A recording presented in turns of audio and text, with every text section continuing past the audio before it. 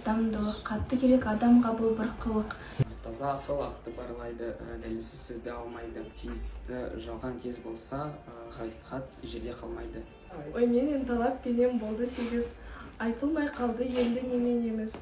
Өзге жақсы мінездің бәрі дағы, шығады осылардан түгелдеміз. Сақтық деген әрқашан байқап жүрмек, пайда не залал ескерілмек, көргенін естігенін есепке алса, әрбір істі біліп жүрсек. Енді осы ең алдымен осы бүгінгі сабақ үшін мен Әлфия ханымға өз ризашылығымды білдіргім келеді. Себебі бізде мұндай мүмкіндік жоқ ем. Мысалы мектеп ішінде қандай атмосфера, мысалы музейдің өзінің ішінде бәрі бізде атмосферасы бөлек, кәдімгі парта столдан қарағанда көне құралдардың бәрі тұр, көне заттардың бәрі тұр. Оның өзі адамға өте әсерлі болады.